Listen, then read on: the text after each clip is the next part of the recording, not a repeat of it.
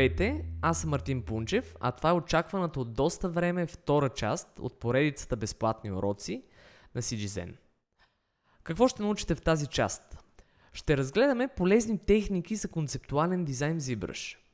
Това, което ще направим е да продължим там, откъдето спряхме в предишната част, като използваме 3D макета. Той ще ни послужи за основа, която ще превърнем в 3 различни дизайна.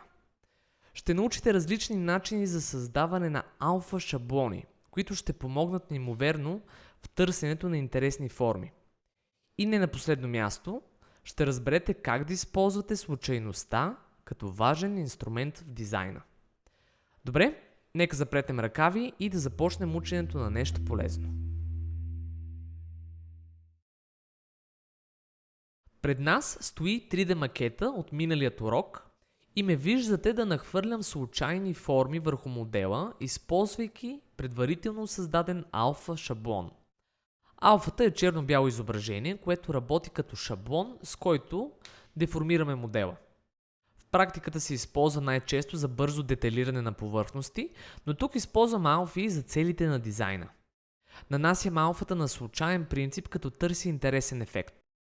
В по-голямата си част резултатът е прекалено бъбрив или претрупан, така да се каже, което означава, че трябва да се върнем няколко крачки назад, т.е. да премахнем или потопим голяма част от тези случайно генерирани форми.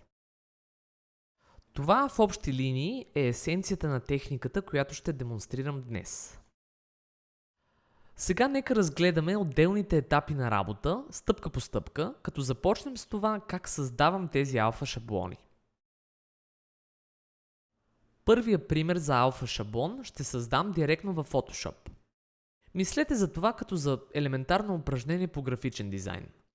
Целта е да нарисуваме черно-бяло изображение, където чисто черното е кота 0, имам предвид, че там шаблона няма да деформира модела, а колкото по-светъл е тона, колкото повече отива към бяло, толкова повече деформацията ще има по-силен ефект и вертексите на модела ще изкачат повече. И ето тук идва ред на забавната част. Използвам безплатен филтър за Photoshop, с който мога да създавам симетрични вариации на шаблона. Отново впрягам случайността и играйки си с настройките на плагина, експериментирам в търсене на интересен резултат. Плагина се казва Калейдоскоп и може да бъде свален безплатно от сайта на разработчиците, на които благодаря за този полезен инструмент. Можете да намерите линк към сайта им в описанието на това видео. Това, което прави този филтър, е симетрични образи на избраният леер по произволен брой оси на симетрия. Аз го използвам с една единствена цел – да внеса случайност в процеса си на работа. Става дума за така наречените щастливи инциденти, с които работата се превръща повече в игра и в търсене това окото ни да разпознае интересни форми. Можете да го използвате както с собствени изображения, така и с снимки на съществуващи обекти, от които да произведете нещо ново. Това, което извършвам в момента, е да обобщя най-големите форми с помощта на голяма мека четка. А всъщност това, което търсим и искаме да получим, е един добър контраст и вариация на формите. Да има първостепенни или още казано едри форми, второстепенни и най-накрая третостепенни, т.е. детайли. След като обобщя и добавя и детайлите, отново ще активирам калейдоскоп, за да намеря още по-интересен вариант. И накрая една съществена стъпка преди да финализираме алфата. Това е да затъмним постепенно краищата на това изображение. Това ще спомогне деформацията на модела да прелива плавно в неговата повърхност. Така ще избегнем рязкия преход по краищата на шаблона, когато го приложим върху модела. А сега, след като сме записали алфата, е време да я тестваме в ZBrush. Избираме четка, например стандартната, променяме типа нанасяне на Drag Rectangle и зареждаме изображението от селектора на алфи чрез бутона Import. Ето и резултата, след като приложим алфата. Това, което можем да предприемем като допълнителна стъпка, е да почистим този резултат директно в ZBrush. Не е задължителна стъпка, но ще подобри значително качеството на алфа шаблона. Почистваме и доизграждаме с помощта на стандартни четки. Тук е мястото, където можем да добавим нови елементи в дизайна и по този начин да завършим шаблона. Когато сме готови, трябва да отворим селектора на Alfie и да изберем бутона Grab Dock. Това ще създаде изцяло нов шаблон, като използва 3D модела, изобразен на екрана. Този нов шаблон ще е много по-качествен от първоначалната картинка, която нарисувах в Photoshop. Ето вижте резултата от нанасянето на новия шаблон, много по-дълбок и чист. Чак сега сме готови да използваме този шаблон в търсене на интересни форми и детайли. Този малък тест пред очите ви демонстрира полагането на новия шаблон в симетрия и разнообразието от щастливи случайности, което може да получим само чрез една картинка. Нахвърлянето на Alfie ще даде страхотни комбинации и възможности за детайлиране, но нека се спрем на етап, който може да има още по-голям принос към крайният резултат. Съсредоточавам се върху силуета на оръжието. Така ще разреша големите проблеми, докато алфите разрешават по-скоро малките проблеми в дизайна. Използвам много тъмен материал, за да насоча вниманието си по естествен начин към силуета и за да не се разсейвам с детайли. Ще видите, че за всеки отделен вариант на оръжието се стремя да получа коренно различен силует. А след като се спра на сполучлив силует, отново атакувам с помощта на Alfie. Сега избирам нов алфа шаблон и го тествам върху модела. Виждате как правя място в горната част на модела, за да сложа детайла, който е създаден по различен начин спрямо първата алфа, която ви демонстрирах. Вместо нарисуван, този шаблон е генериран директно от стар 3D модел. Това, което правя, е следното. Създавам празен документ с квадратни пропорции и запълвам екрана, като преизползвам стар концептуален модел на оръжие. Следващата стъпка е да натисна бутона Grab Dock, с който се запознахме вече, и така създавам алфа, генерирана директно от модела. Реално погледнато, използвам стар дизайн на оръжие, за да измисля нов дизайн на оръжие.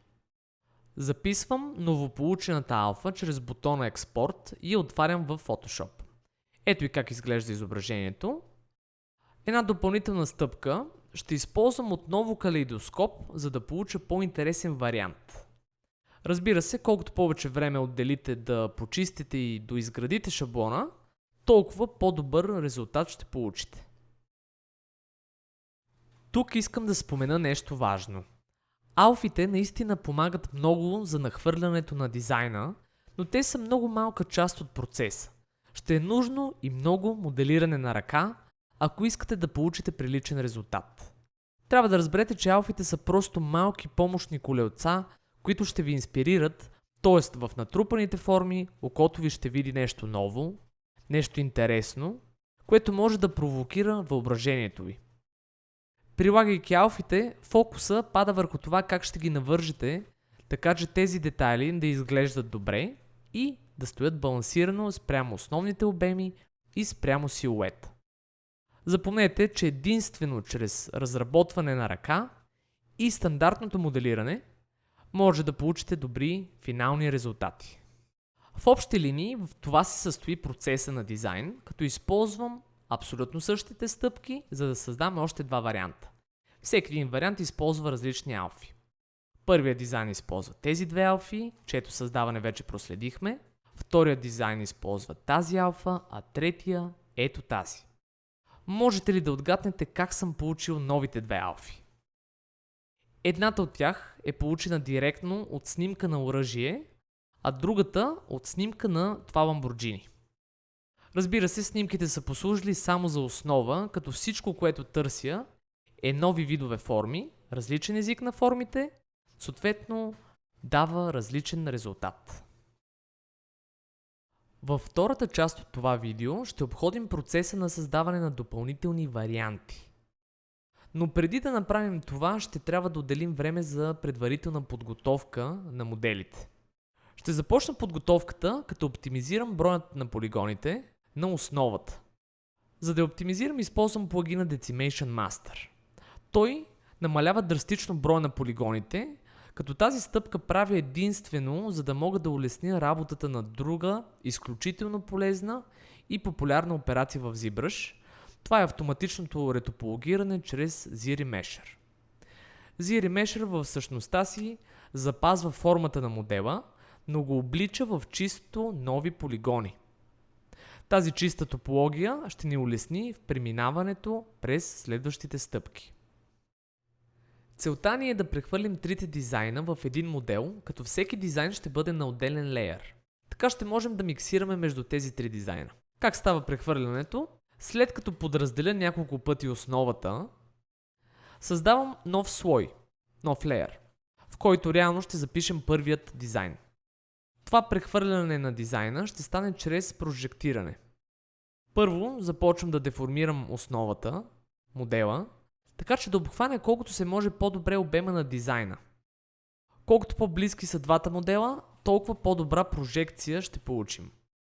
Използвам четката Move, четката за изглаждане Smooth, раздувам на места чрез Inflate, като имайте предвид, че не е нужно всичко да е перфектно. И сега идва важната стъпка. Натискам бутонът Project All. Тази операция прожектира и залепва полигоните на активния модел върху модела на един от дизайните. Прожекцията правя на първото Subdivision ниво на основата, като ще повторя прожектирането на всяко следващо ниво. Правя това, докато модела на основата не стане почти точно копие на другият модел. Нека илюстрирам как работи функцията Project All. При селектирано купче първо създавам нов слой, след което се насочвам към менюто Project. Тази операция залепва всички вертекси на купчето по повърхността на сферата. Залепването реално става, като от всеки вертекс се изстрелва търсещ лъч и там, където този лъч срещне друг модел, вертекса променя позицията си и отива в тази нова точка в пространството. Обхвата на търсене пък се контролира от плъзгача Distance. А леера служи за да запамети промяната в позицията на вертексите и по всяко време да може да се върнем назад. В общи линии същите тези операции повтарям и за другите два дизайна. Създавам нов слой, намествам основата, за да се доближи до формата на модела на дизайна и започвам процеса на прожектиране ниво по ниво. Имайте предвид обаче, че прожектирането не винаги е перфектно и остават места, където трябва да пипнем на ръка. Такива местенца обаче се оправят лесно с помощта на четката Z Project. Тя работи досущ като операцията Project All с една единствена разлика. Ако Project All е глобална операция за целия модел, то тук с четката Z Project можем да налепим вертексите локално, само там, където минем с тази четка. Сега съвсем набързо ще повторя подготовката и прожектирането и на третия дизайн. Не забравяйте, всичко това правя на нов слой. А след като приключа и с прехвърлянето на този последен дизайн, вече може да насочим поглед към съществената част. Това е създаването на нови дизайн варианти. Генерирането на нови варианти става като запишем морф цел и боравим с четката от тип морф. След малко ще ви разясня точно как работят тези инструменти, а за сега нека просто се съсредоточим върху идеята. На чисто нов слой ще преливам между два от дизайните. Първо прехвърлям единия дизайн на този нов слой, а след това копирам втория дизайн като морф цел. Така с помощта на морф четката мога да извикам втория дизайн там, където мина с тази четка. Ето как работи морфирането. От меню Tool, под меню Morph Target, натискаме бутона Store Morph, за да запишем състоянието или позицията на вертексите на този модел. Това състояние се записва в паметта, след което сме свободни да скулптираме върху модела както пожелаем. Сега с помощта на четката Morph можем да възвърнем предишната позиция на вертексите, които пипнем с тази четка. Един вид успешно преливаме между две състояния на модела. Именно това е, което правя тук. Първоначалните дизайни се намират на три различни леера на един и същ модел и с помощта на морфирането преливам между тези леери, за да генерирам нови вариации. Разбира се, отново се налага да се моделира и доизгражда на ръка. Ето сега ще видите всички варианти, които съм създал следвайки този процес. Разликите между някои от тях не са драстични, но въпреки това ни дават възможността да изберем най-сполучливия дизайн. Спирам се на ето този, с който ще продължа напред, ще полирам и ще изведа до презентационно ниво, чак на следващият етап. Важно е да спомена, че тази техника, това търсене на интересни форми и вдъхновяване от случайността, е валидна формула за дизайн не само на оръжия, а за каквото се сетите. Макар и тук отново да ви показвам още един пример за дизайн на твърди повърхности, използвайки същия този процес, в никакъв случай не сте ограничени. Със същия успех можете да дизайнвате фантастични същества, чудовища, персонажи и т.н. Естествено, това е само първата стъпка. Можем да кажем, че това е грубата скица. След това се изисква да отделим още време, за да изведем дизайна до вид, в който можем да го презентираме. В третата част на тази серия от уроци ще проследим именно полирането и детайлирането на оръжието, като ще ви запозная с някои страхотни нови техники. Надявам се да сте научили нещо ново и полезно. Ако всичко това ви е харесало, моля следвайте YouTube канала и харесайте Facebook страницата на CGZen. Благодаря ви и до скоро!